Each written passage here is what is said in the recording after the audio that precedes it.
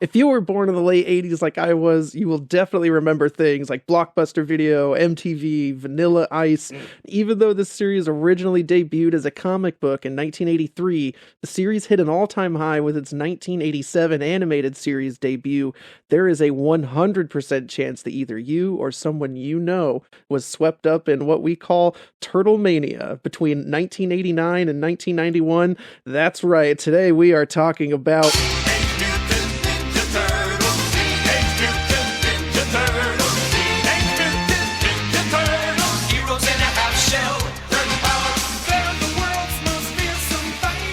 What's going on, everybody? Welcome to another episode of The Men of Zen. My name is Brent. And I'm Phil Leonardo. And today we are talking about the motherfucking Teenage Mutant Ninja Turtles. Heroes in a half shell, turtle power. We should totally practice that. Yeah, we didn't, but that's I'm glad that we both thought of that. It was beautiful. There's like this show, Turtle Mania. I was born in the perfect time in the history of our Earth to have experienced the Teenage Mutant Ninja Turtles at its finest. I was a child of the late 80s.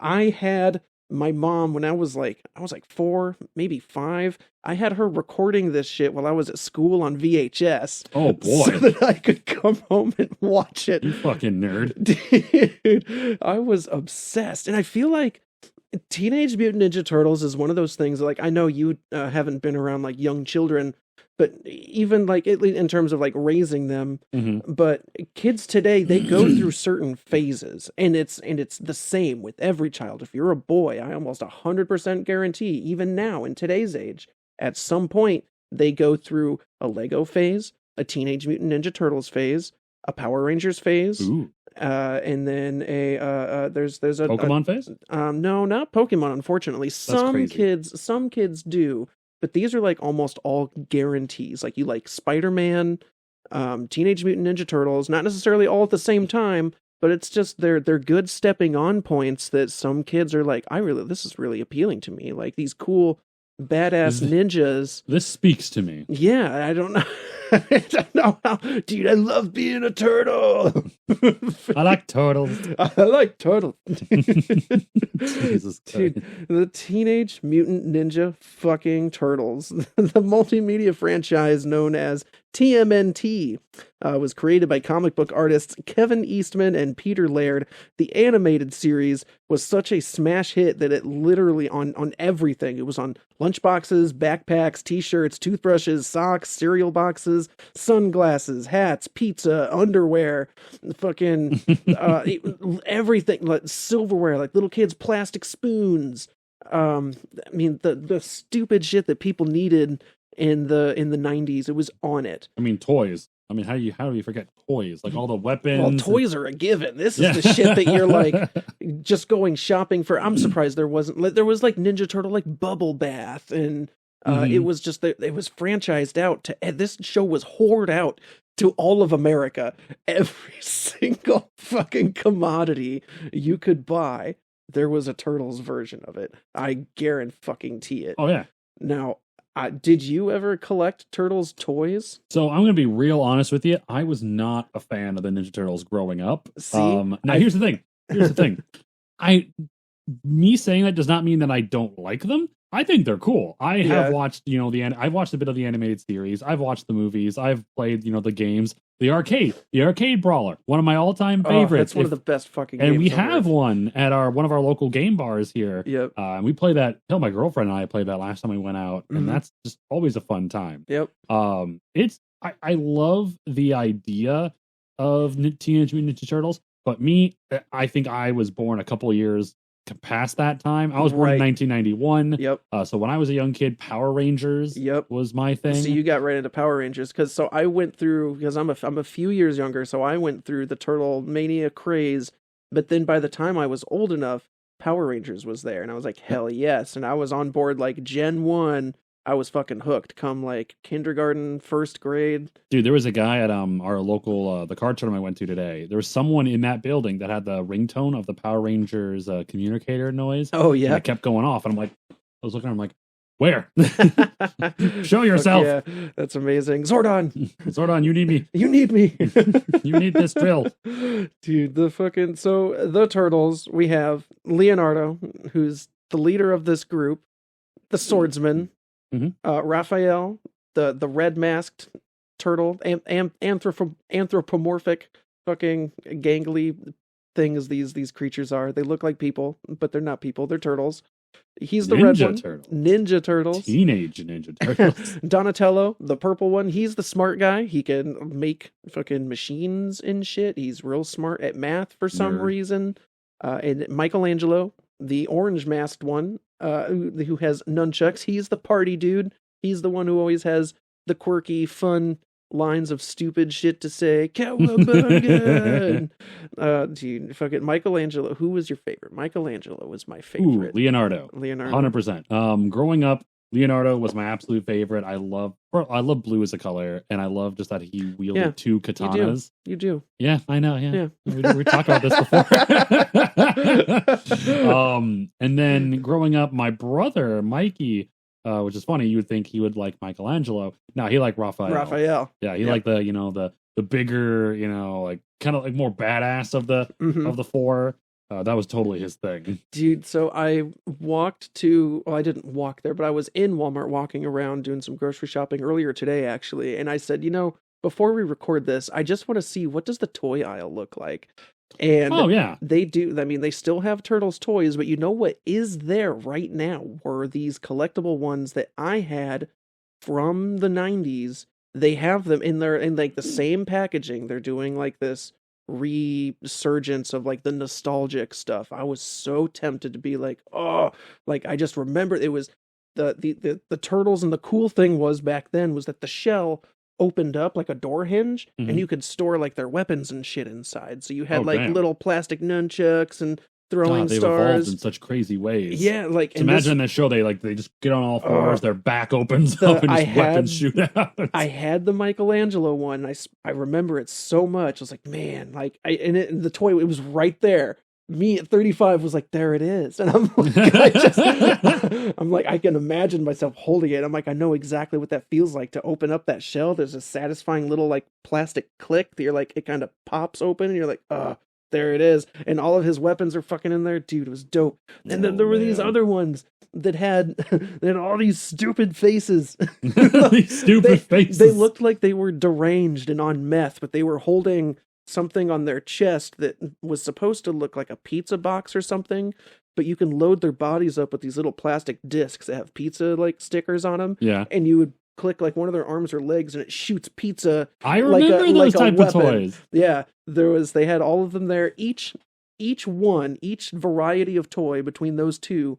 The cool classic ones from the 90s that I remember was missing Leonardo. They only had the other three. Okay. And then the big chunky methed out ones, they were missing Donatello. I was like, man, if there was a full set of either one of these, I'd be tempted. The ugly ones they're hideous. So I'm like, I don't know who wants that. Yeah, nobody asked for this. Nobody. Oh man, I do regret not being part of that. Like my parents never brought like the Teenage Mutant Ninja Turtles around me growing up. It was the earliest thing that I can think of that I enjoyed was Power Rangers, and I went freaking hard on that. Yeah, once Power Rangers entered the scene, like that was like one of the next steps up. Like you graduated from Turtles to something cooler, more adult. It was live action. Now, do you know that in the not the third season of Power Rangers, is the fourth series of Power Rangers in Space. Yeah. The third episode of Power Rangers in Space features a crossover with the live action Ninja Turtles show that was also on Fox Kids.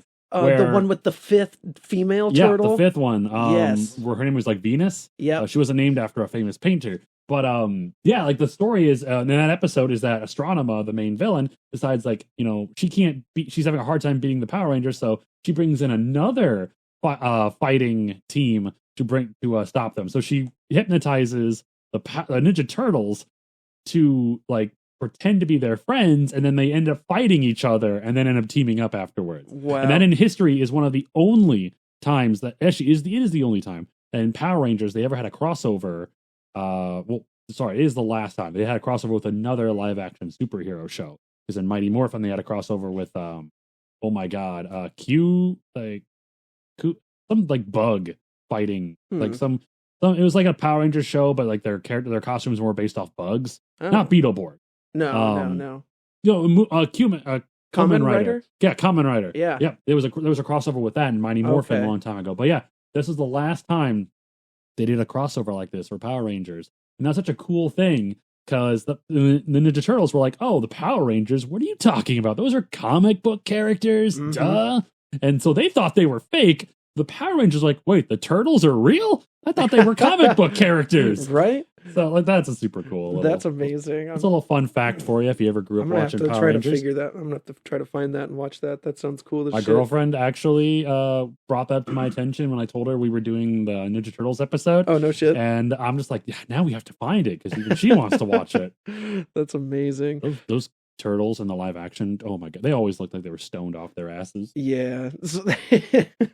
So this franchise is so large. We're probably going to shrink it down and mainly talk about some of the animated series. I'm going to say some of them because there's a lot of different animated series. Amen, sir. There's how many movies? 1, 2, 3, 4, 5.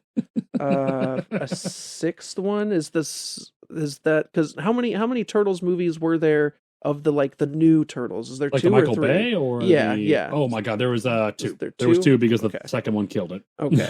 Killed the franchise again. Yeah. So they had. I remember. So I think it was actually 1987, the year that I was born, that the first one came out, the live action TMNT movie. Yep. And I do remember liking that one a lot. But it was TMNT 2, Secret of the Ooze. That one was my favorite, and it had Toka and Razor or whatever, the weird Razor. The guys that they fed them like, what was it, like laxatives or some sort of, they put like some sort, or no wait, they put like a drug in like a bunch of powdered donuts. and they so they're like being forced to fight these guys in this arena, and they're like, num nums. Wait, yes, I remember this they now. Have like some weird like little like ice cube looking thing, and they like have to mush it into a powdered donut, and they're tricking these grotesque monsters to eat it, and they're like, I remember that. I remember that faintly. Like I don't remember much of anything about that, but I remember that faintly. There's Toka. I think it was Toka, because Toka and Razor was like the weird werewolf guy with a bunch of armor. Toka was another like really fucked up like snapping turtle, and he did a stupid voice. It was like,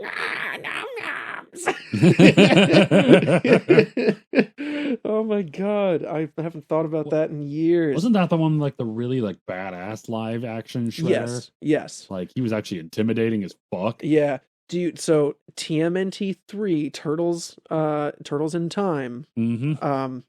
That was the one that like I saw first when I was a kid, and that got me hooked on the movies. And then I was like, well, now I have to go back and watch the other two because this is the third one. So I watched the first one. I remember being like, and then 2, and I was like, hell yeah, I love 2. It had the ninja rap with Vanilla Ice. Oh my go god! Ninja, go ninja, go ninja, go ninja, go. How could you not love that? It's fucking amazing. That is, you're getting me in my nostalgia here. I'm remembering all these things.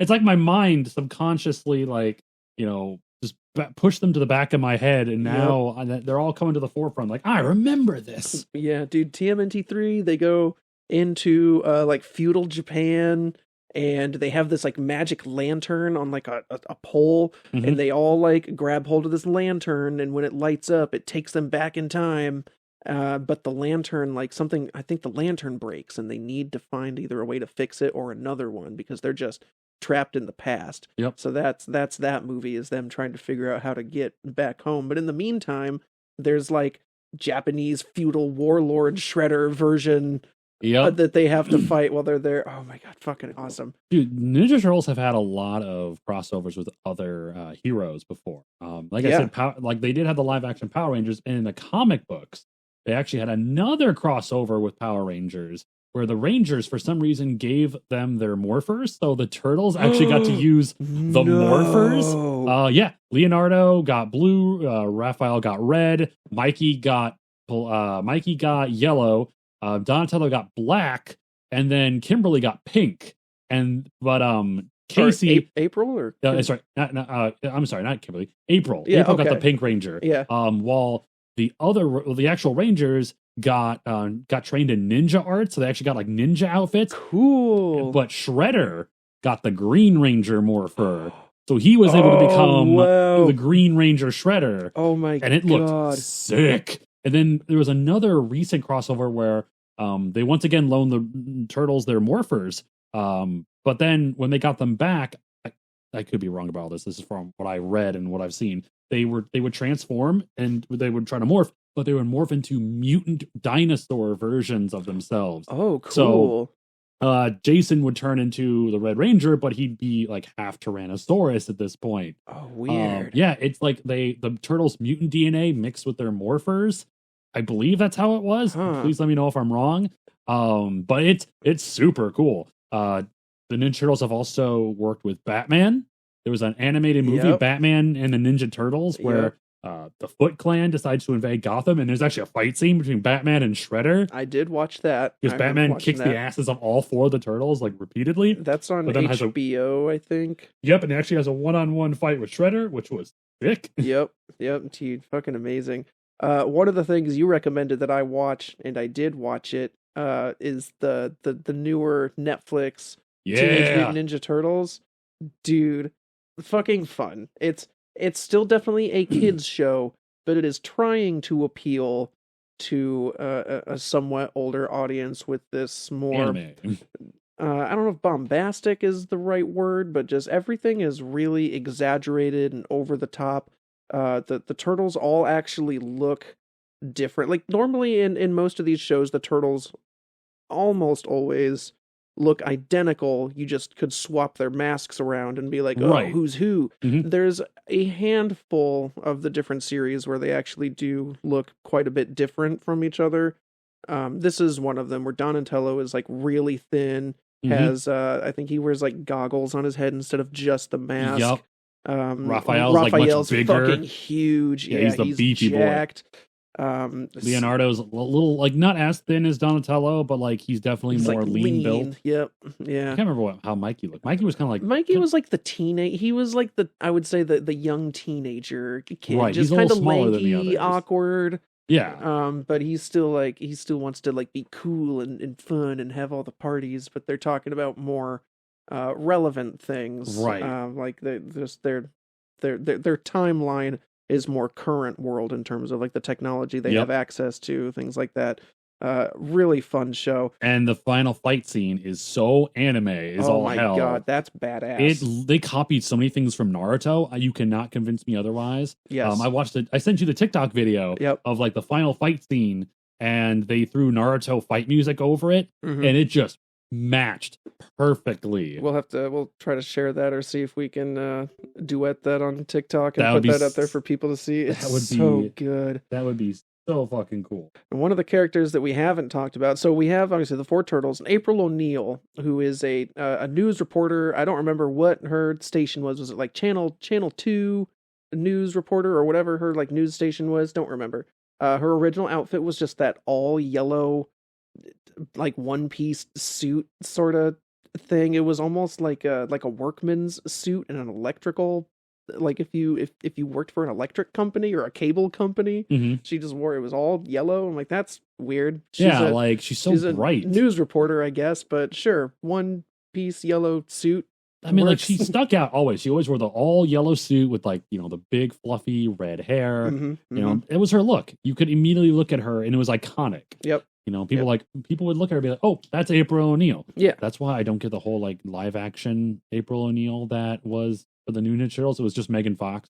See, not redheaded Megan Fox, right. not but wearing that was trying to ground it more in reality. And again, it was more of a modern. Yeah, it was Teenage Mutant Ninja Transformers.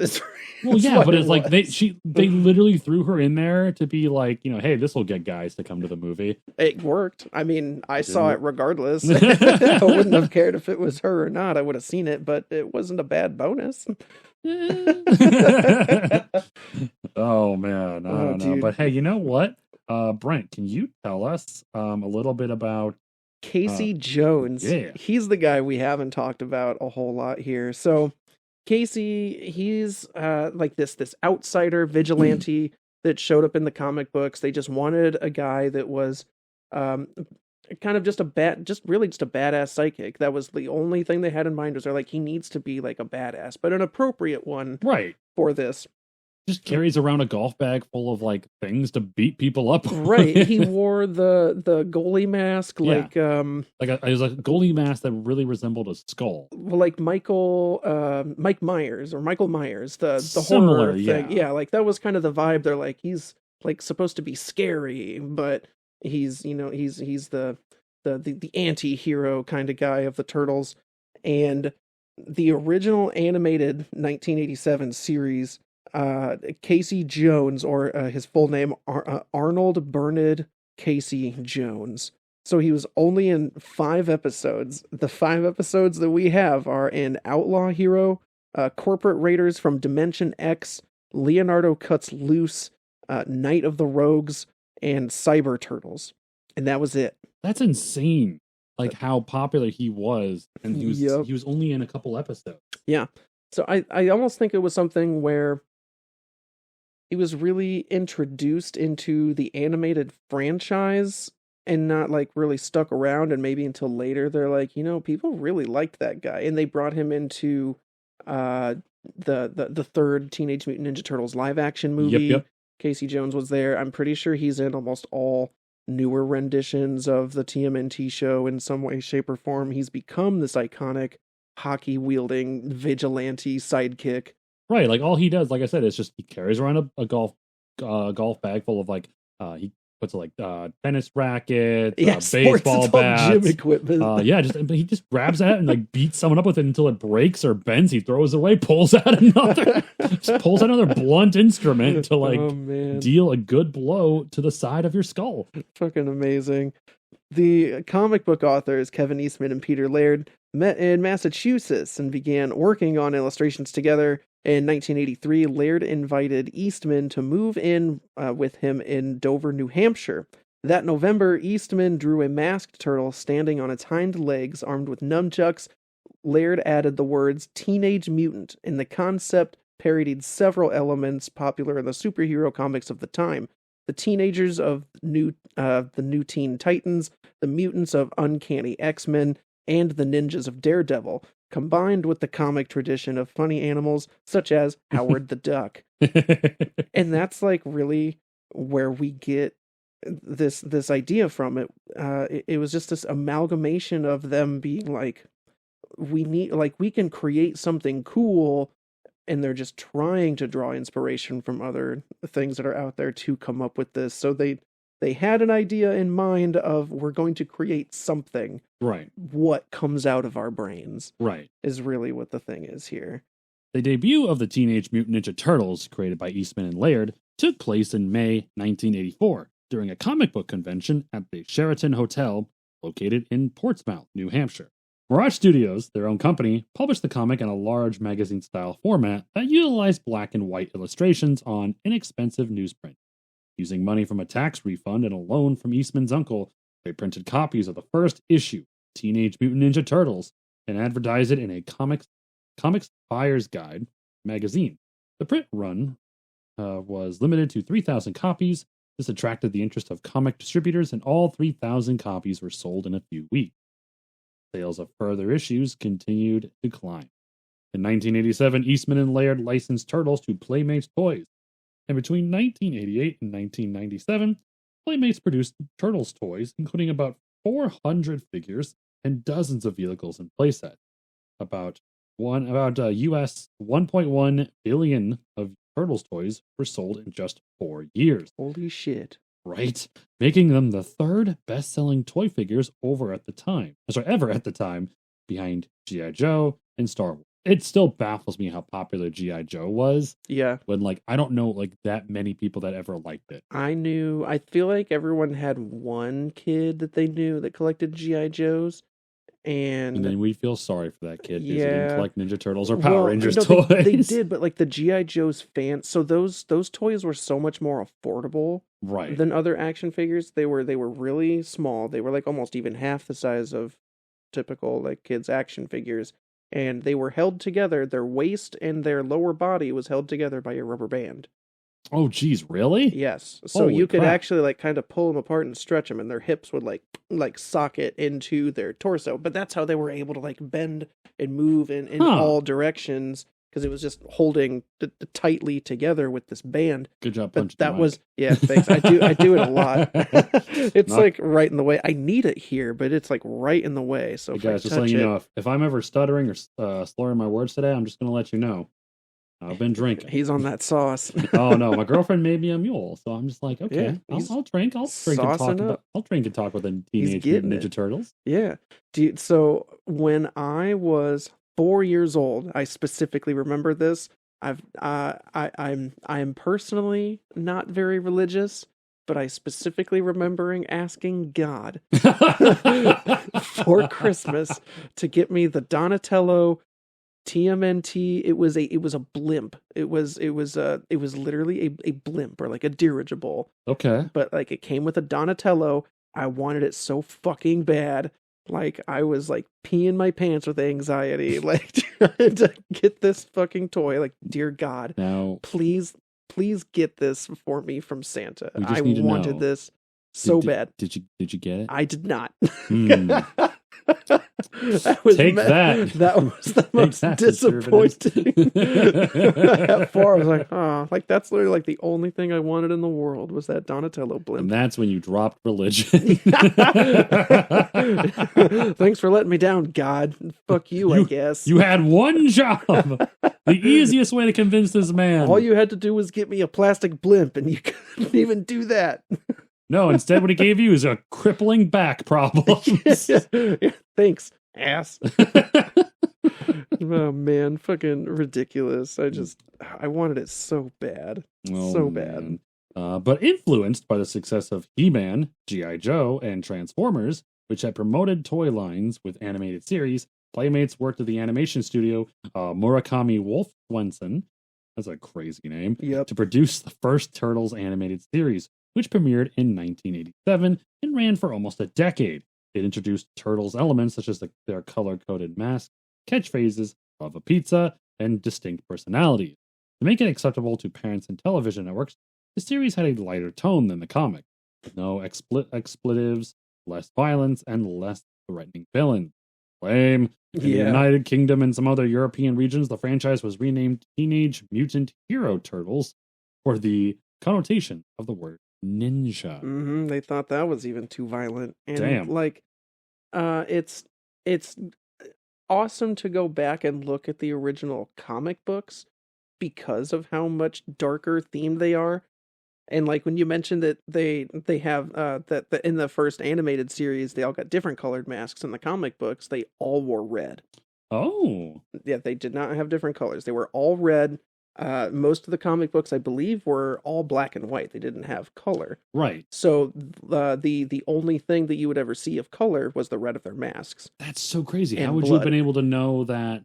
First of all, that's like a really cool animation style or art style. Mm-hmm. But like, how would you have been able to tell who's who? So it's mostly through their actions, and I don't remember if there were certain tells you could look at visually. As far as I remember, I thought they looked relatively the same. It was just supposed to be 4 kick-ass Ninja Turtles. Didn't necessarily matter which one was doing what, but it was this brotherhood, and they were in it together. But yeah, it was a shit ton more violent than it was. It was definitely something that was made to capture the eye of an older audience in collecting comics. But they also saw dollar signs in their eyes when they're like, you know who else would love this shit? Kids. So you would love these bloody killing turtles. Yes, kids. They had to go back and like not water it down, but make it friendly. And that holy shit, that rocked the world. It was insane. So the first Turtles film, released in 1990, featuring costume designs by Jim Henson's Creature Shop. Oh, Jim Henson did this shit. No, actually, my older brother, I think I've mentioned him a couple times before. He was in like a taekwondo class at the time. Mm-hmm. I don't remember any of this. I was not born yet. However, I was not born yet. In his taekwondo class, one of the people that was in the movie was another student there. Oh, really? It was the guy who played Donatello in the Donatello suit. Oh, that's cool. It's super cool, right? I was like, man, that's really that's fucking rad. That'd be amazing. That's sick. So the story of that movie was based a little bit more closely on the comics than the animated series with a darker tone. It was the fourth highest grossing film of 1990 and the highest grossing independent film at that point, earning more than $200 million worldwide. A sequel, The Secret of the Ooze, was released the following year with a rushed production and a lighter tone. It received weaker reviews and was less successful at the box office. I still think it was fucking awesome. That one's a much more fun ride for me. Oh, that's where you first find out about things like Super Shredder. Yeah, because the whole thing is about them getting a hold of these canisters of the ooze that transformed them. Yes. So they're like in the science labs trying to break in and steal some of this genetic shit to figure it out and what made us. And there's a point where it gets dumped on Shredder and he fucking hulks out. He becomes fucking huge. I remember this. Yep. And then it's that like end scene where his hand like punches through the rubble and you're like, ugh! And then his hand just like flops like that's it. He's dead. God, it's crazy how like you're just triggering these memories that I thought like I forgot about. Yep. Hell yeah. In 1990, a stage musical called Coming Out of Their Shells featuring the Turtles as a rock band played 40 shows across the United States. I very vaguely remember like commercials for this, like seeing these the Turtles in my mind. I swear to God, one of them was dressed like kind of like a Pink Floyd sort of deal where they had like crazy long like hippie bandanas or some shit. Okay. Like I kind of remember this. Yeah, I think I remember that. The musical was sponsored by Pizza Hut and promoted with an appearance on the Oprah Winfrey Show. What a wild fucking time the 90s was. A soundtrack album and VHS were released. After the animated series ended, a live-action television series, Ninja Turtles: The Next Mutation, was created in 1997 with Saban Entertainment. That's what we were talking about earlier, which introduced a fifth female turtle, Venus de Milo. The series was canceled after one season. It was not good. Hey, I liked it actually. That was what I looked at it and went, no.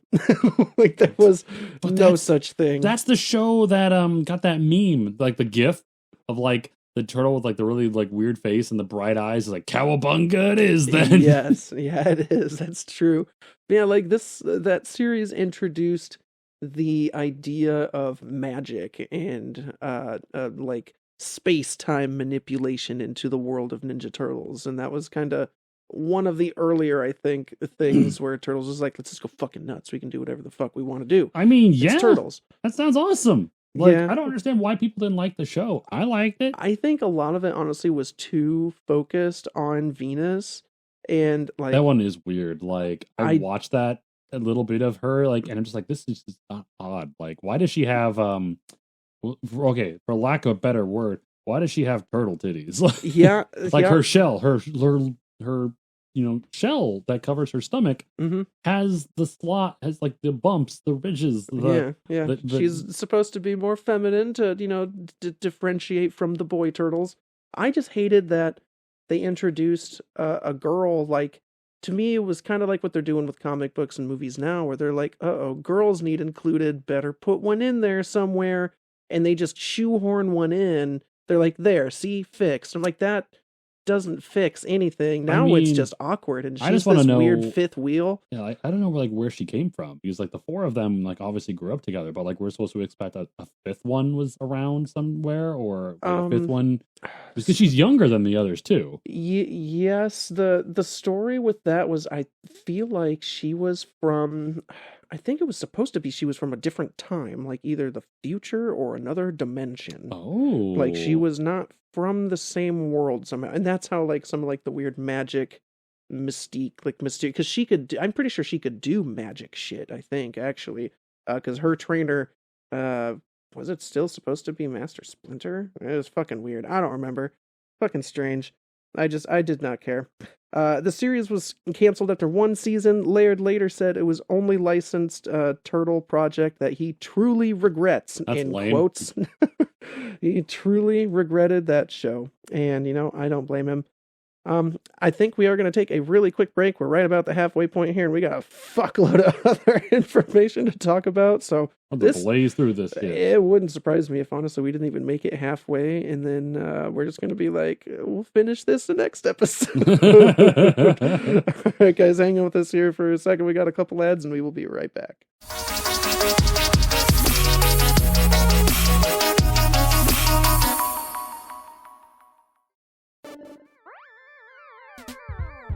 What's up, gamers? Birds and Swords here. I'm Micah. And I'm Alyssa.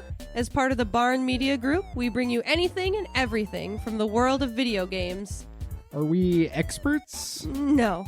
But do we play a lot of video games? Hell yeah, we do. So come check out our gaming podcast, Birds and Swords, for insight, opinions, top lists, and all the fun that comes with talking about games. Come laugh with us. Or at us. So bring your bird and your sword. Because it's Birds and Swords.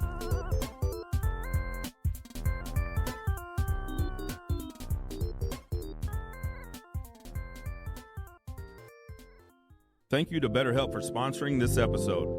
BetterHelp is the world's largest therapy service, and it's 100% online. With BetterHelp, you can tap into a network of over 25,000 licensed and experienced therapists who can help you with a wide range of issues. To get started, you just answer a few questions about your needs and preferences in therapy. That way, BetterHelp can match you with the right therapist from their network. Then you can talk to your therapist however you feel comfortable, whether it's via text, chat, phone, or video call. You can message your therapist at any time and schedule live sessions when it's convenient for you. If your therapist isn't the right fit for any reason, you can switch to a new therapist at no additional charge. With BetterHelp, you get the same professionalism and quality you expect from in-office therapy, but with a therapist who is custom-picked for you, more scheduling flexibility, and at a more affordable price. Get 10% off your first month at betterhelp.com/thebarn. That's BetterHelp, HELP.com/thebarn.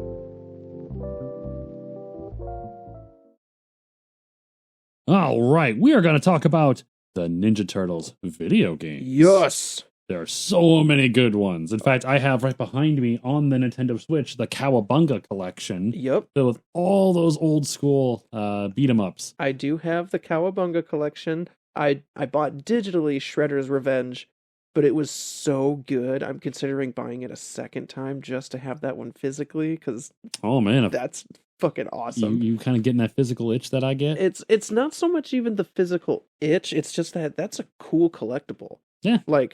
It was an indie game, which I feel like indie games on the Switch would be kind of fun to have just because it is an indie title that doesn't receive the big treatment. And I think it's cool that they've been releasing those games physically. I don't know, something about that idea. I'm like, that's cool. No other console does that. No other console really says this is a small-time $20 indie game. Here's a physical version that you can go buy. That just doesn't happen. Okay, Dude, Shredder's Revenge is fucking beautiful. I don't know if you've played it yet. I have not played it yet. Oh my god, is it good. Well, you know what? Maybe we need to bring it over and we'll play it sometime. Damn. Yep. Oh man. Well, the first Turtles video game was released for the Nintendo Entertainment System, the NES, in 1989. The first of several developed by the Japanese company Konami. Man, remember when Konami made games? Not just pachinko machines? Pretty much. It sold approximately 4 million copies, making one of the best-selling NES games. In response to concerns that the series was drifting from its origin, Eastman and Laird published an editorial in the comic in 1989, writing, "We've allowed the wacky side to happen and enjoyed it very much. All the while, though, we've kept the originals very much ours." Eastman later said that there was some stuff that we wish we hadn't said yes to, and Laird wrote of his dislike for the softer tone of the animated series. Which I get, if the comics are much more dark and, Yep. like making it a lighter for kids kind of sucks. Yeah. But I mean, again, someone was like on the money. That's what they were on the hunt for. Right. Like they were following their fucking nose, like that Toucan bread. Sam. Follow the bread. Get that bread, man. Eastman sold his share of the Turtles franchise to Laird in 2000. Wow. In 2003, 4Kids Entertainment launched a new animated Turtles series, which ran for 7 seasons. Boy, did he fuck up. Right? Bruh. He's probably sitting there like, if he's still alive, he's like, fuck. I can retire at this point. Let's see here. The new series ran for 7 seasons, concluding in 2009. Laird had a role in the production, creating a closer adaptation of the original comic, a computer animated Turtles film. A computer animated Turtles film, TMNT, was released in 2007 and earned $95 million at the box office. Pretty good. Pretty good. Not too bad. Not bad. I wonder what the budget was for that movie. I mean, 95 especially back in 2007 too, must have been worth a lot more. Yeah, well, like if they spent like $10 million to make the movie, I mean, that's what I wonder what kind of budget they had. But I'll look at that later. That don't matter. We got too much shit. Right. Got so much shit to tell you guys. On October 21st, 2009, it was announced that Laird had sold the franchise to Viacom. He said he had tired of working on Turtles, writing, "I am no longer that guy who carries his sketchbook around with him and draws in it every chance he gets." In August 2011, IDW Publishing launched a new Turtles comic series, with Eastman as co-writer and illustrator. A third animated series premiered in 2012 on Nickelodeon and ran for 5 seasons before ending in 2017. All total, the main Mirage series lasted for 129 issues, spanning 4 separate volumes of 62, 13, 23, and 32 issues, respectively. Additional one-shot issues and miniseries were published over the years. Mirage also published a companion book titled Tales of the Teenage Mutant Ninja Turtles, which was designed to fill in the gaps of continuity in the TMNT universe. Back in 2011, IDW Publishing acquired the license to publish new collections of Mirage storylines into new ongoing series. The first issue of the new series was released in August of that year. Eastman and Tom Waltz wrote the book, with Eastman and Dan Duncan providing art. In 2017, issue number 73 of the comic was published, making it the longest-running comic series in the franchise's history. In addition to the main series and spin-offs set within its continuity, IDW published comics based on the 2012 Turtles animated series and the 2018 animated series, Rise of the Teenage Mutant Ninja Turtles. That's the new one that I watched on Netflix. Fucking awesome. That was fun. That's such a good time. Right. It's definitely for kids, but just have fun with it. It's a good watch if just to try to relive some nostalgia. It is way different than any of the other Turtles stuff that you're used to. If you're a fan of the old school shit, this is wildly different. But it's not for you. It's for another generation, so fuck off. Just have fun. A 4th live-action Turtles film, produced by Platinum Dunes, Nickelodeon Movies, and Paramount Pictures, directed by Jonathan Liebsman and produced by Michael Bay, was released on August 8th, 2014. It received negative reviews, but was a box office success. I wonder why. A sequel, Out of the Shadows, directed by Dave Green, was released in June 2016. That was the one that killed the live action franchise. Yeah, I heard it was bad. I don't know. Again, it was another one that I remember I never want to call Michael Bay movies good movies, but they're not. All fun. I've enjoyed with the exception of the first Transformers movie was actually good. I will die on that hill. Yeah, that one's good. I even liked 2. 3 was whatever the 4th one was. Awful. Fuck that. No, we don't talk about the 4th and 5th one. There's not Age of Extinction. What was the one after that?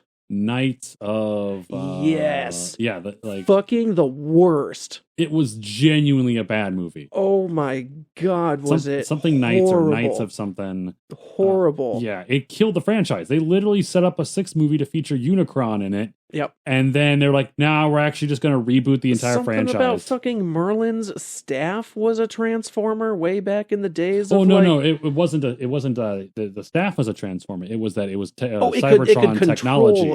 Yeah, it was Cybertronian technology. Right. Yes, that's how he could perform his magic. I was like, wizard, a fucking Merlin the wizard. Wasn't a real wizard. He was just a magic staff. He was a technological staff user. He could fly a fancy drone. Yep. And that was it. It was like fucking terrible. Yep. Optimus Prime, like something about like couldn't remember who he was. He was just supposed to be like some badass knight guy with fucking like amnesia. Mark Wahlberg apparently was a knight of Cybertron, and it's just like, are you fucking kidding me? God. Oh my God, there's a group of this secret organization, like the group of Witwikis. Apparently they're all like Witwiki family members. There's even a picture of Shia LaBeouf's Sam Witwiki in there. But he's not in the movie. It's just bad thing. We don't talk about those. We don't talk about the 4th and 5th one. The first 3 I liked. I think are good. In fact, remember, I didn't pay to go see that one. When it came out, I found somewhere to stream it illegally. I don't remember what site I used, but I'm glad that that's all I did. I never paid money for that shit. I couldn't even stand to watch all of it for free. Like, I'm pretty sure in the middle of it, I just was like, no, this is not worth watching, and just stopped it and walked away. Yeah, like, here's the thing. I wanted a 6th movie because they literally set up Unicron. Mm-hmm. And, like, Unicron was the Earth, apparently. So I'm like, how the hell are they going to do this? Because if Unicron awakens and, like, transforms, Earth's gone. Yep. Boom. But Bumblebee was such a good hit, which Bumblebee was supposed to be a prequel series. But they're like, actually, you know what? It's so good. We're just going to use that as a reboot point. Yeah. And they're just rebooting the Transformers. So they made 5 movies to set up for a 6th and final one, canceled it, and now they're rebooting the franchise, and we're getting the fucking the Maximals and the Predacons. Yes. And I am fucking ready for that shit. Yeah, dude. I loved Beast Wars. Beast Wars is so good. That was the fucking shit. Beast Wars Metallics. We'll do an episode on Beast Wars down the line. Oh, fuck yeah, we will. Oh, hell yeah, we will. But hey, you know what? We're going to talk about the animated series of Teenage Mutant Ninja Turtles. Oh, here we go. Quiet on set. The Teenage Mutant Ninja Turtles, initially known as Teenage Mutant Hero Turtles in some European countries, is an American animated television series produced by Fred Wolf Films and based on the comic book characters created by Kevin Eastman and Peter Laird. Set in New York City, the series follows the adventures of the Teenage Mutant Ninja Turtles and their allies as they battle the evil Shredder, Krang, and numerous other villains and criminals. The property was changed considerably from the darker tone comics to make it more suitable for children and the family. This is the lighter tone show. Definitely, they get darker later on, but this is like the first and the most lighthearted of them, feels like. This was one of like the franchises that really pushed nostalgia on people. Right. Like, this was one of the early like nostalgia moments that people go, oh hell yeah, this is where the generation of nostalgia starts. Right. The pilot was shown during the week of December 14th, 1987. Did I mention I was drinking a nice, delicious mule? December 14th, 1987, in syndication as a 5-part miniseries, and the show began its full-time run in the Saturday morning syndication October 1st, 1988, and ran until September 9th, 1989. The show became an instant hit. The show was expanded to 5 days a week and aired weekday afternoons in syndication in most markets from September 25th, 1989 to March 29th, 1991, with reruns airing until September 17th, 1993. Starting on September 8th, 1990, with a different opening sequence, the show began its secondary run on CBS's Saturday morning lineup, beginning as a 16-minute block from 1990 to 1993, initially airing a couple of Saturday exclusive episodes back-to-back. There would also be a brief Turtle Tips segment in between the 2 episodes, which served as a public service announcement about the environment or other issues. Remember, kids, don't do drugs unless they're. No, we're kidding. There were at least 20 turtles. Unless it's green. unless it's green, like the turtles. And it goes with pizza. Let's be real here. The turtles absolutely would smoke weed. And for sure, Michelangelo. You know he was holding. Oh, absolutely. Like, Mikey, what are you doing? Nothing. Oh, nothing, my bros. Also, you gonna eat that? I could really go for some pizza. Oh my God. Oh man, there were at least 20 Turtle Pip segments that were produced and aired. Beginning in 1994, the show began airing as a 30-minute block until the series ended. The most iconic thing that anyone knows about the Turtles, 100%, is the theme song. Created by Chuck Lorre, who was born in 1952, Lorre was a TV producer who is responsible for creating other popular TV shows like 2.5 Men, The Big Bang Theory. Holy shit. Yes, he actually wrote the theme song for Ninja Turtles. In a 2012 interview, Lorre revealed that he had been interested in writing both scripts and music during the 1980s, and he wanted to write the theme song for the Ninja Turtles from the moment he heard about it. However, the original team working on the show was hired for the job, but when the band dropped out at the last minute, Lorre was given a 48-hour deadline to create the theme song. 2 days, and he gained infamy across the world. He gained inspiration from the original Ninja Turtles comic book, which he found remarkable, and recorded the song in a Los Angeles studio for the cheapest possible price. Despite having only $2,000 to record the demo, the recording session proved a success, and the theme tune has been loved by audiences throughout all different versions of the show.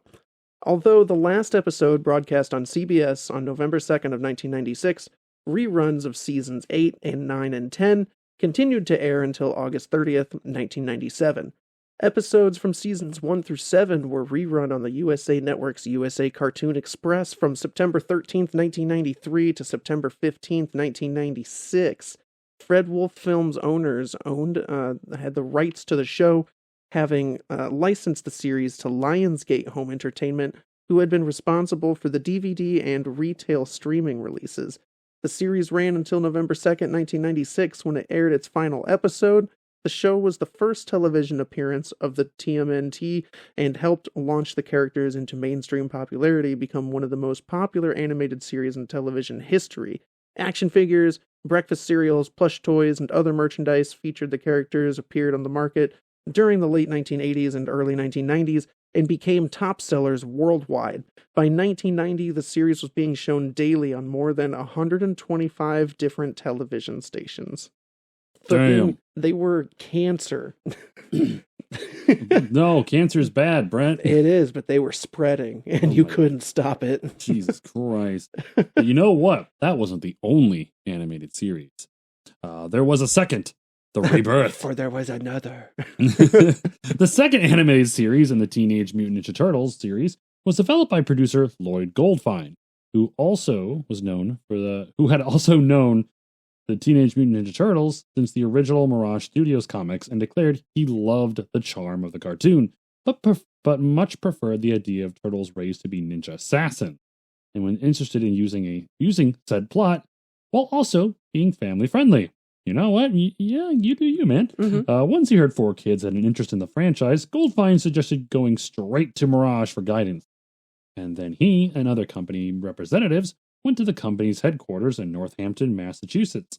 Turtles co-creator Peter Laird and Mirage CEO Gary Richardson approved their pitch, and Mirage remained very close during development, with Laird reading every outline and draft on of the script and approving most character design. Then I really do like the character designs of this show because they remind me a bit of the Batman animated series. Yes. Yep. A little darker tones, a little more serious. Like gonna sound weird, but like serious lines. Mm-hmm. Like the thicker lines, the more like aggressive, art style. Yeah. Like, I really liked it. The times were changing, and they knew that like cartoons at that time were kids getting were edgy. trying to, they were like edgy for kids. They wanted the badass heroes. Right. They didn't just want the fun-loving, pizza-loving, minivan driving guys. Oh, yeah, they drove a minivan. They did, and that minivan had like a bunch of fucking gadgets on it. I don't know where they explain it in one of the movies or in the new In the new series, they explain where they get it's not a van, it's like a fucking monster truck. It's fucking ridiculous. It's insane. But yeah, it's fucking crazy how they got a hold of this thing, and for some reason he makes the van look like a turtle. I don't know. That's sick. Fucking crazy. I dig it. This new rebirth of the TMNT franchise premiered on February 8th, 2003, as part of Fox's Foxbox programming block. They are known as 4Kids TV. I miss Foxbox. Yeah. And ended on February 28th, 2009. The series ran for 156 episodes over 7 seasons. For its final season in 2008, the show moved from Fox to the CW. What? 4Kids also licensed the first 40 episodes to Cartoon Network in 2003, and Cartoon Network aired the series until mid-2005. Oh my god, Ninja Turtles on CW. Talk about teen angst. Unlike the 1987 TV series, the 2003 series more closely matches the tones of the original comics, with a greater emphasis on action and themes of familial bond. As a result, the 2003 series is more adult-orientated, while still being considered appropriate for younger audiences. The series adapts a large scope of story arcs from the comic, with the Turtles' adventures combining elements of both fantasy and science fiction. The 6th season, subtitled Fast Forward, would retool the series with a new art style and comedic tone. The series' plot focused on the Turtles being transported about 100 years into the future to the year 2105, where they meet and befriend Cody Jones, the great grandson of April and Casey. Aww. Mikey never gets with April. Sad. I'm so glad he doesn't, because what would that have looked like? We've seen turtle sex. It's weird, man. It's just just look on YouTube and just type in like turtles having sex, and it's the funniest shit. Seen that. It's so funny. They like gasp. Yeah, they're like, the main story would conclude in the 7th and final season, subtitled Back to the Sewer, while supporting another redesign for the entire cast inspired by the designs from the 2007 TMNT film. Boom. Turtles Forever. The 2009 television series serves as the actual 4-part finale to the 2003 series and centers around the Turtles encountering their 1987 animated counterparts, who have accidentally been transported to the 2003 Ninja Turtles reality. Damn. Turtles did it before Spider-Man No Way Home. The Turtleverse. The Turtleverse. Into the Turtleverse. Oh my god. That would actually be a cool series. TMNT, an American computer animated television series. This was like their 3rd series, developed by Ciro Neely, I think is how you pronounce his name, Joshua Sternin, and Jennifer Ventimiglia. And based on the characters created by Kevin Eastman and Peter Laird, you know those guys. I think I talk about them a little bit later, but we're trying to rush through some shit. It is the 3rd animated series in the TMNT franchise. The series aired on Nickelodeon in the United States from September 26, 2012 to November 12th of 2017. Produced by Nickelodeon Animation Studio and Low Bar Productions. Bardell Entertainment handled layout and CG animation services. The series begins with the Turtles encountering from their sewers home, emerging. The series begins with the Turtles emerging from their sewer home for the first time. They use their ninjutsu training to fight enemies in present-day New York City. The series was first announced in October 2009, following the news that Nickelodeon's parent company Viacom had acquired the rights to TMNT franchise. The show was created to reach a core audience of boys aged 6 to 11. It was one half of Nickelodeon's strategy to reboot 2 established brands for new viewers, coinciding with Nickelodeon Animation Studios' development of the new Winx Club episodes for girls. Aww. The series' 3 plot revolves around ninjutsu master Hamato Yoshi, who is Splinter, carrying out his 4 pet turtles through the streets of Manhattan when he encounters members of an alien race called the Krang. During an altercation with these aliens, Yoshi and the turtles are exposed to Krang's chemical called mutagen, which causes the organic beings to undergo major physical transformations. Yoshi takes on characteristics of a brown rat, and the turtles take on human characteristics. Yoshi retreats to New York City sewers, where he raises the 4 turtles as his sons, and imparts to them his knowledge of ninjutsu. Now teenagers, the turtles venture to the surface for the first time and learn that the Krang are using the mutagen as part of their plan to take over New York City. They befriend the teenage April O'Neil, and she and her psychologist father Kirby are abducted by the Krang. During the months leading to its premiere, Nickelodeon and Playmates Toys released lines of merchandising featuring the new character designs. The two-part premiere took place on September 28th and 29th of 2012, reaching 3.9 million viewers. That's huge. The debut ratings were the highest for a Nickelodeon animated series since 2009, leading to a second season pickup in October. 3 more seasons followed. The 5th and final season was rebranded as Tales of the Teenage Mutant Ninja Turtles and did not fully air on Nickelodeon, as episodes 115 through 121 premiered on its sister channel, Nicktoons.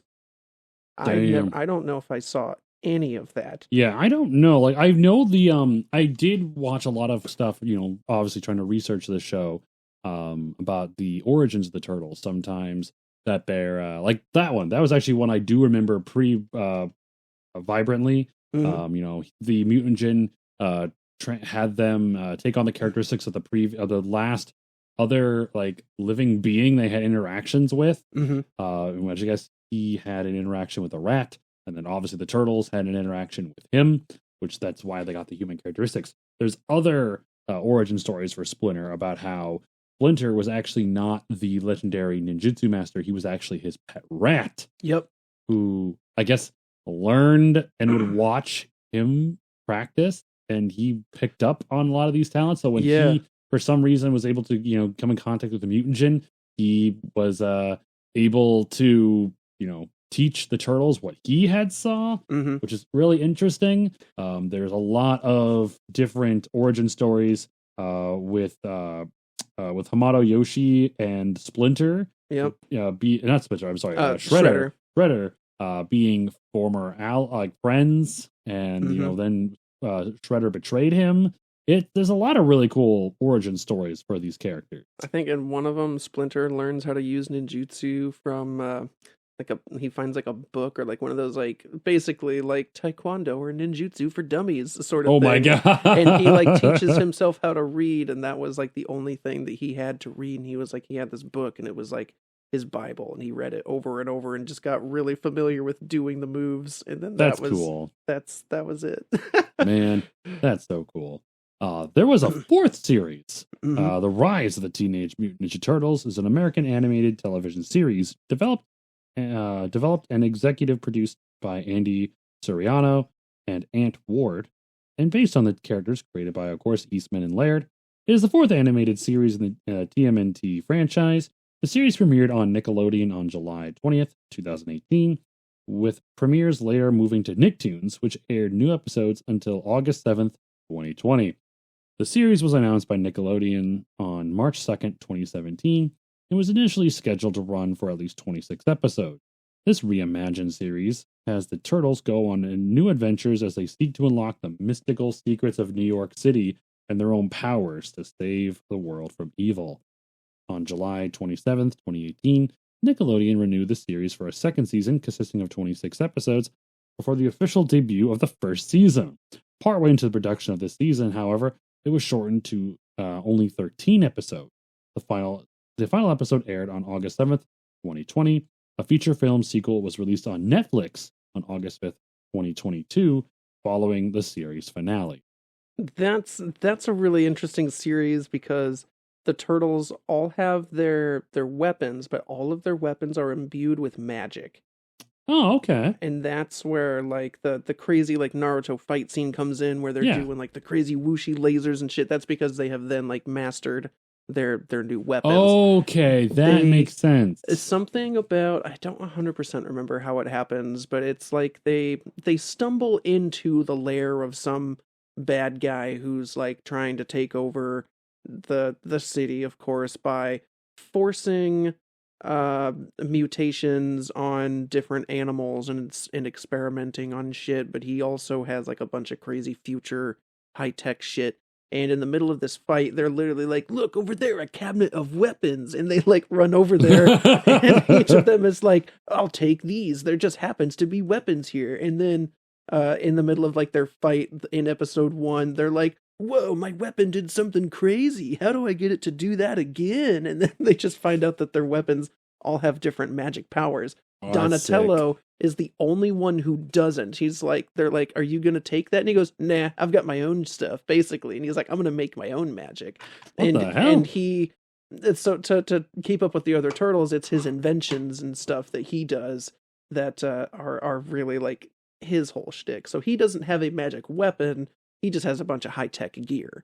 But it's like crazy high-tech stuff. It I feel like gets it's a cop-out. nutty a little bit, but I think it fits because if he had that and magic weapon, he'd have too much going on. It would be insane.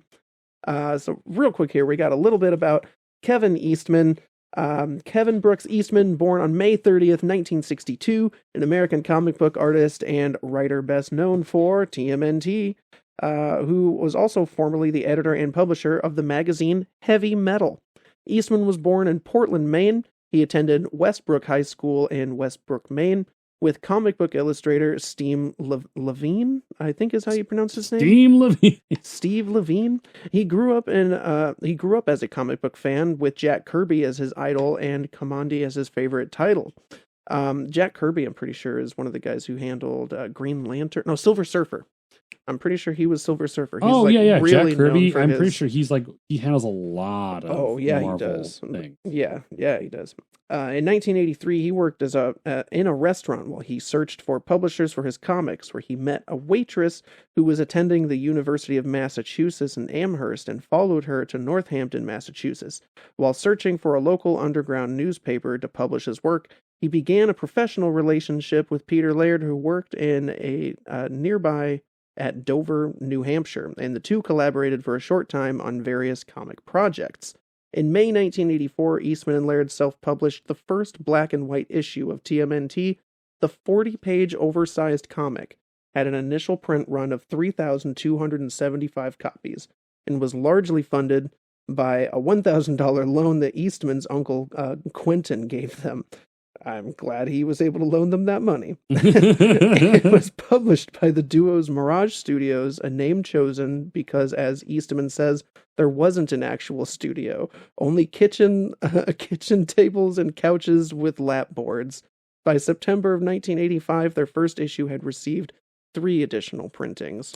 That's pretty cool. You know what? We talked about Kevin Eastman, but the other person you've heard countless times throughout this episode, Peter Laird. Let's talk about him, shall we? Peter Allen Laird, born January 27th, 1954, is an American comic book writer and artist best known for co-creating the TMNT series with writer and artist Kevin Eastman. You may have heard of him. Maybe. Although, oh my god, what the hell is that word? Ostensibly. Right? What the?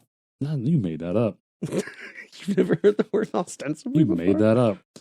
Although ostensibly, that just sounds weird.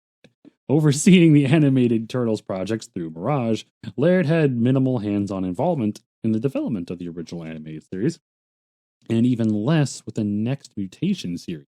One of the unique products of this series, female turtle Venus, is notorious for becoming one of the additions to the franchise that Laird most despises. Yes. However, he took more. Me too, Laird. Yeah, I'm just very confused. You know, Sexually, I was a confused child. I don't want to like this. What are these turtle titties?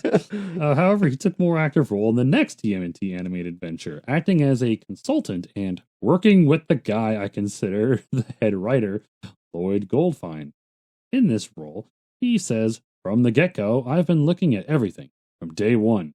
Story premises, outlines, the full scripts, and the sketching and designing of characters and settings. I've been doing a little drawing myself.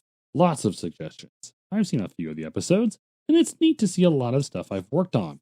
While final preparations were underway, he relaunched the official comics canon of the franchise with Volume 4, the third published by Mirage Studios, with artwork supplied by fellow TMNT writer and friend, Rat King creator Jim Lawson. When the new series proved a success, Laird relaunched Tales of the TMNT to accompany the 4th volume. Following a successful deal to revive the Turtles theatrically, Laird put Volume 4 on hold to develop the new film, leaving several plot lines unresolved. Tales of the TMNT was thought to go on hiatus in 2008 and the franchise's future beyond its on-screen presence was uncertain, but staff confirmed that this was not the case. It was later confirmed on Steve Murphy's blog that Peter Laird was intending to return to Volume 4 and that the title would return, distributed digitally by Mirage. Laird has been able to find time to pursue other comic book work, including publishing Stupid Heroes. What the hell? And graphic novel trilogy Planet Racers with Jim Lawson. Even this ties into the TMNT, however, since the 2003 TMNT series has episodes based on the theme of Planet Racers. That's Cool. neat.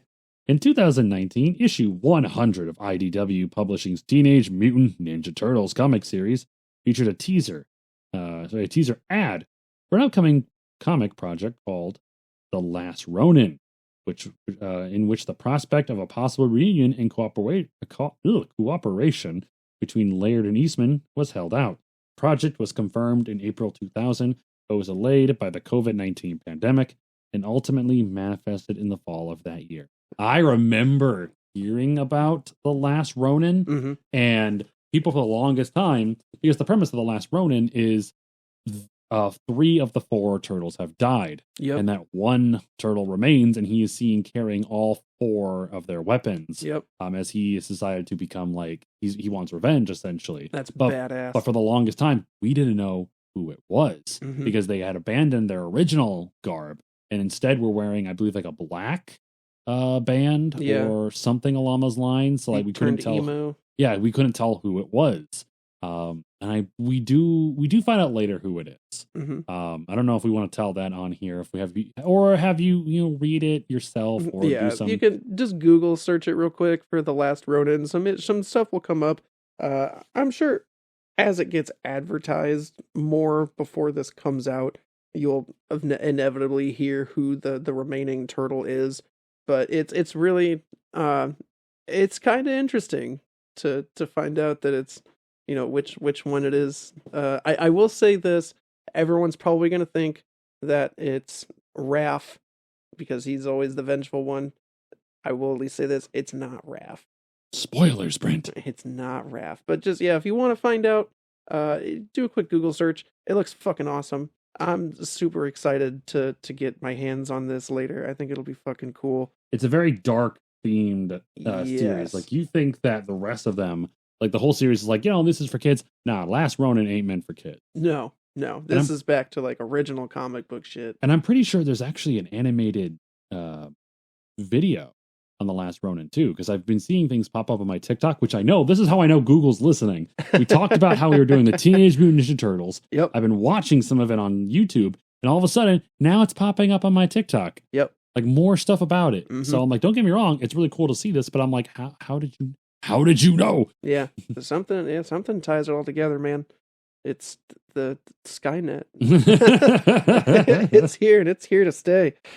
Shit. Well, we are super coming up onto time here. Like, again, we had this is a lot of info. There was a lot, and there was a lot that I didn't cover. Like, and this is very different than like some of our other episodes where like we talk about one particular series in general. But like, as you can tell, there's been many, many, many different series. For us to do an episode on just one, no, we're not going to do that. It's to pick out just like one facet of the Turtles is really to do a large discredit to the series as a whole, because overall this whole thing has been a giant success for over 20 years now. It's coming up on 30 years. Right. And it's just crazy that it still exists today, and it's gone through so many different transformations, and every single one has seen some level of success. And it's just wild. I will always at least have a love for this series.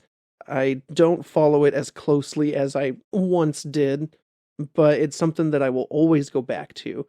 Like, the Super Nintendo game Turtles in Time is one of the greatest games you will ever play in the history of gaming, for like beat 'em ups and like brawlers, that kind of shit, like Double Dragon kind of style stuff.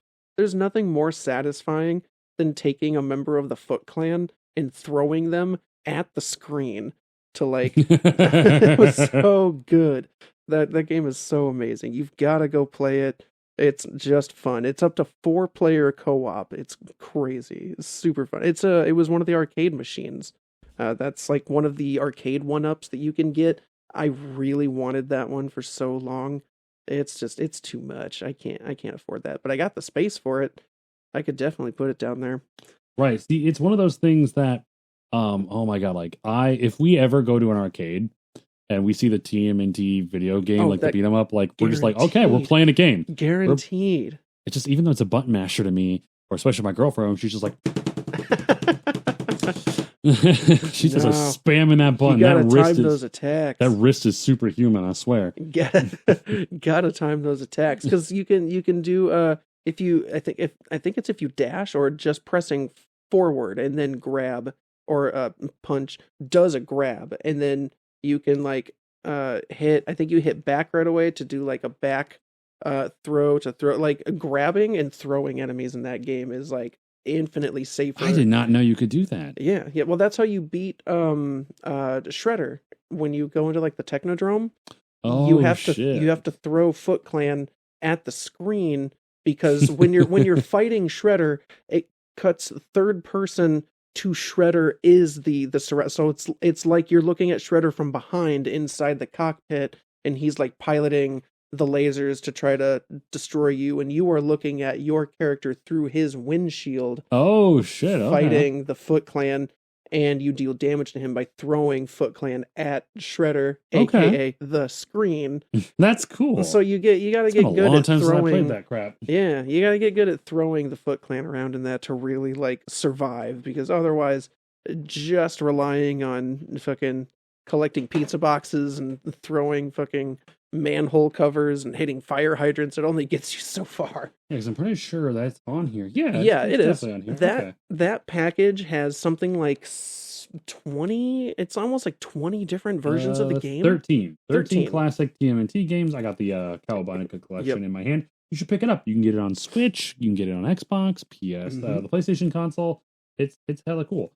We didn't even talk about fucking like Rocksteady, Bebop, no, Krang, Baxter. like there's so many like really iconic villains, even in that, like in all the different versions of the series. Yeah, it's Big Apple, 3 a.m. Oh my God! And there's actually a new TMNT movie in the process. Yes. It is. Guess who's working on it? No, I know this. I'm gonna blank on it, but I know this. Seth Rogen. Yes, Seth Rogen is in charge of making a new animated TMNT series. It reminds me a lot of like the style that they're trying to do. But that they're doing for the newer Spider-Man Miles Morales series, like into the Spider-Verse stuff. Dude, fucking cool. I'm actually really excited to see this. Oh yeah, a lot of people were immediately hating on it. So like, so the turtles are going to be smoking weed? Hell yeah!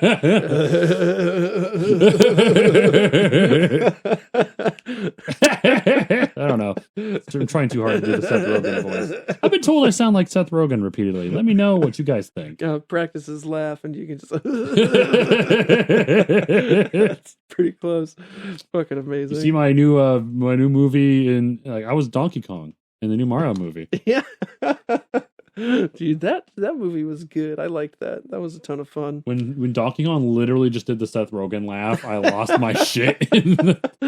I looked over at my girlfriend and she just looked just like, oh my God. Didn't even try to hide it. It was the laugh. Only did it once though. That's good. Oh man, but this is a big ass series, a big ass episode. It's hella late right now. Yeah. But we want to get this out for you guys, the audience, because we love you and we love the support you guys have been giving us, giving us the show, The Barn. Thank you guys so much. Once again, me and Brent love you guys. We appreciate you. We don't say it enough. Thank you to BetterHelp for sponsoring this episode. The Barn super appreciates it. So if that's something that you need or someone you know's need, we got you a hookup with the Barn 10% off code. So yeah, exactly. Let us help you help yourself. Yep, do it. Just go do it. Be the hero turtle that you want to be. Go cowabunga yourself. You want to say, I love being a turtle, or alive, or human. One of those. I don't know. Feeling very cowabunga tonight. Cowabunga it is. Hey, thanks everybody for listening. I want to thank Schminkadelic specifically for the use of our intro and outro. I'm still, you know what? I got you, dog. He wants to do Tokyo Ghoul. I've told him we're gonna. One of these days I'll watch that very mediocre show. Yeah, well, I don't know. I don't know shit about it, but I know that it's kind of supposed to be like on the spooky side. So I'm thinking it is. Halloween, fall time. That was a little bit of a joke. I do not think the show is bad. It is just not something that I personally have enjoyed. I haven't watched it in a couple years, but I remember watching at least a good 10 or so episodes before I'm like, this show is not fun. And I stopped watching it. Yeah, he's was obsessed with it. He was spoiling a bunch of stuff, and I was just going, And then by the time he was done talking, he's like, and I was like, I've never seen it. And he's like, oh. Oops. I told him, I'm not going to remember about 10 minutes from now. I already don't. So that's fine. I don't remember shit.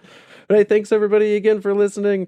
Once again, this has been the Men of Zen. My name is Brent. And I'm Phil. And this has been Turtle Time. Turtle tips. That sounds dirty. The turtle tips of the Men of Zen. Hey, thanks again, everybody. Stay Zen.